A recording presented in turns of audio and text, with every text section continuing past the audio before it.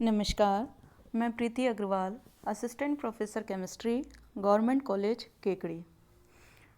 BSc first year के students का हार्दिक स्वागत और अभिनंदन। बच्चों, हम फिज़िकल केमिस्ट्री में सॉल्यूशन और उसकी कॉलिगेटिव प्रॉपर्टीज़ के बारे में पढ़ रहे थे। लास्ट टॉपिक में आपने आइडियल और नॉन आइडियल सॉल्यूशन के बारे में जानकारी प्राप्त की। वह सॉल्यूशन जिसमें सॉल्यूट सॉल्वेंट के बीच लगने वाला अट्रैक्शन फोर्स, सॉल्यूट सॉल्यूट तथा सॉल्वेंट सॉल्वेंट के बीच लगने वाले अट्रैक्शन फोर्स के समान होता है, वह सॉल्यूशन आइडियल सॉल्यूशन कहलाता है। और यदि सॉल्यूट सॉल्वेंट के बीच लगने वाला अट्रैक्शन फोर्स सॉल्यूट सॉल्यूट या सॉल्वेंट सॉल्वेंट के बीच लगने वाले अट्रैक्शन फोर्स से भिन्नता प्रदर्शित करता है, तो वह सॉल्यूशन नॉन आइडियल सॉल्यूशन कहलाता है। इसके अलावा नॉन आइडियल सॉल्यूशन में आपने राउल्ट लॉ से पॉजिटिव डेविएशन और नेगेटिव डेविएशन वाले सॉल्यूशंस को पढ़ा। उसके बाद नेक्स्ट है method expressing the concentration of solution. विलयन की सांद्रता प्रदर्शित करने वाली इकाइयाँ या विधियाँ। किसी भी सॉल्यूशन की प्रॉपर्टी उसके कंपोजिशन, उसके संगठन पर निर्भर करती है। तो संगठन क्या है? संगठन से मतलब है कि विलय की कितनी मात्रा उस विलायक में घुली हुई है। और विलयन में विलायक के निश्चित मात्रा में घुली हुई विलय की मात्रा ही कहलाती है सांद्रता। कंसंट्रेशन वह है जिसमें विलायक के दिए गए आयतन में विलय की एक निश्चित मात्रा घुली हुई है। अब यह सांद्रता हम कई प्रकार से व्यक्त कर सकते हैं। इनको मुख्य रूप से दो पार्ट्स में डिवाइड किया गया है, वेट यूनिट और दूसरा वेट वॉल्यूम यूनिट। भार मात्रक तथा भार आयतन मात्रक। सबसे पहले मैं बात कर रही हूँ भार मात्रक की, वेट यूनिट की। तो वह यूनिट जिसमें सॉल्यूट और सॉल्वेंट दोनों की मात्रा भार में यदि दी जाती है तो वह यूनिट कहलाती है भार यूनिट, वेट यूनिट। इसमें हम सबसे पहले वेट यूनिट में पढ़ रहे हैं वेट परसेंटेज।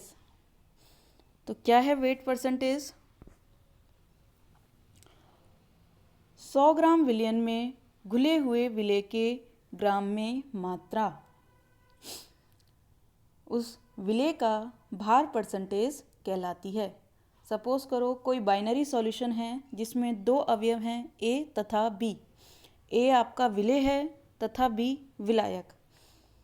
और यदि उनसे संबंधित मात्राएं, विलय ए की मात्रा है WA तथा विलय बी की मात्रा है WB तथा मोलों की संख्या है NA तथा NB, तो अवयव ए या कहें विलय ए का विलयन में भार परसेंटेज बराबर होगा विलय की मात्रा बटे विलयन की कुल मात्रा, अर्थात WA अपॉन में WA प्लस WB इंटू 100। जब सॉल्यूशन बहुत अधिक डाइल्यूट होता है तो विलयन के 10 लाख या कहें 10 की घात 6 भागों में घुले विलय के भागों की संख्या कहलाती है ppm, पार्ट्स पर मिलियन। अर्थात विलय बहुत कम मात्रा में उपस्थित है और यदि विलय के 10 की घात 9 भागों में यदि कोई विलय घुला हुआ है तो उस यूनिट को कहा जाता है ppb, पार्ट्स पर बिलियन। ये बहुत सूक्ष्म इकाई हैं कंसंट्रेशन की। उसके बाद नेक्स्ट है मोलैलिटी, मोललता। तो 1 किलोग्राम विलायक में घुले विलय के मोल मोलैलिटी कहलाती है। इसे हम स्मॉल m से रिप्रेजेंट करते हैं। तो हम कह सकते हैं molality m is equal to विलय के मोलों की संख्या बटे विलायक का भार किलोग्राम में इंटू 1000। मोल क्या है? अगर आपको विलायक का भार दिया हुआ है और विलेय के मोल निकालने हैं तो आप कैसे निकालोगे? तो विलेय मोल बराबर होता है ग्राम भार बटे अणु भार। तो हम यहाँ मोललता बराबर लिख सकते हैं विलेय के ग्राम भार बटे विलेय का अणु भार अपॉन में विलायक का द्रव्यमान किलोग्राम में। तो इसकी यूनिट क्या हुई मोलैलिटी की? मोल प्रति किलोग्राम। उसके बाद वेट यूनिट में नेक्स्ट यूनिट आती है मोल फ्रैक्शन, मोल भिन्न। किसी भी अवयव की मोल भिन्न विलयन में उपस्थित उस अवयव के मोल बटे विलयन में उपस्थित कुल मोलों की संख्या का अनुपात होता है। अर्थात यदि किसी बाइनरी सॉल्यूशन में दो अवयव हैं A और B, जिनके मोलों की संख्या है Na तथा Nb, तो A तथा B की मोल भिन्न को हम रिप्रेजेंट करेंगे XA तथा XB से।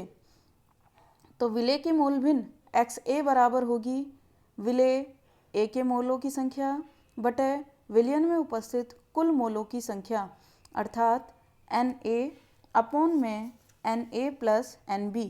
उसी तरह यदि विलायक के मोलों की संख्या आप निकाल रहे हो तो हम लिख सकते हैं XB is equal to NB upon में Na प्लस Nb, अर्थात विलायक के मोलों की संख्या बटे विलयन में उपस्थित कुल मोलों की संख्या। ये बात हमेशा ध्यान रखना कि मोल भिन्नों का योग हमेशा 1 के बराबर होता है। इस तरह आपने वेट यूनिट में wait percentage, molality, mole fraction के बारे में पढ़ा। ये सभी यूनिट टेम्परेचर पर डिपेंड नहीं करती, अर्थात ताप में वेरिएशन करने पर इनमें किसी तरह का कोई परिवर्तन देखने को नहीं मिलता। उसके बाद नेक्स्ट आता है वेट वॉल्यूम यूनिट।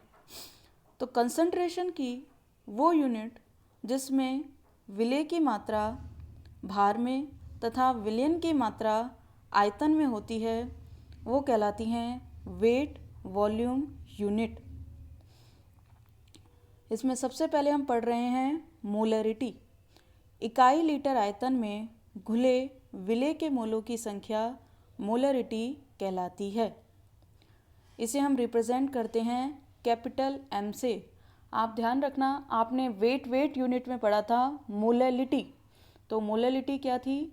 1 किलोग्राम विलायक में घुले हुए विलेय के मोल, उसे हमने रिप्रेजेंट किया था मोलैलिटी को स्मॉल m से।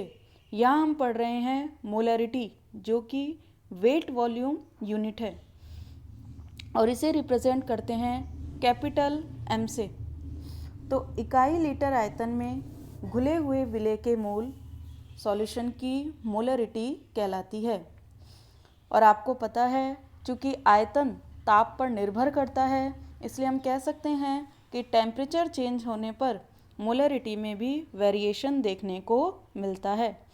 तो हम यहाँ मोलरिटी का फॉर्मूला लिख सकते हैं, molarity capital M is equal to विलेय के मोल बटे विलयन का आयतन लीटर में। और मोल निकालने का फॉर्मूला आपको बता चुके हैं, मोल बराबर होता है ग्राम भार बटे अणु भार। उसके बाद नेक्स्ट यूनिट है इसमें फॉर्मेलिटी। फॉर्मेलिटी को F से रिप्रेजेंट करते हैं। फॉर्मेलिटी जब किसी भी सॉल्यूशन में डिसोसिएशन होता है या एसोसिएशन होता है, अर्थात अणु या तो टूटते हैं या जुड़ते हैं, तो जिसके कारण सॉल्यूट का सॉल्यूशन में अणुभार निश्चित हो जाता है।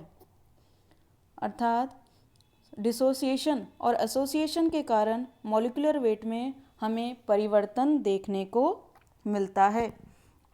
तो ऐसी स्थिति में सॉल्यूशन बनाने से पहले तथा सॉल्यूशन बनाने के बाद सॉल्यूट के नेचर में जो चेंज आता है उसको स्पष्ट करने के लिए कंसंट्रेशन में जिस यूनिट को काम में लेते हैं वो है फॉर्मेलिटी, फॉर्मलता।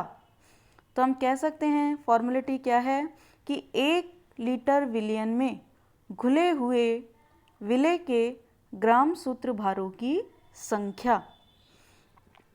चूँकि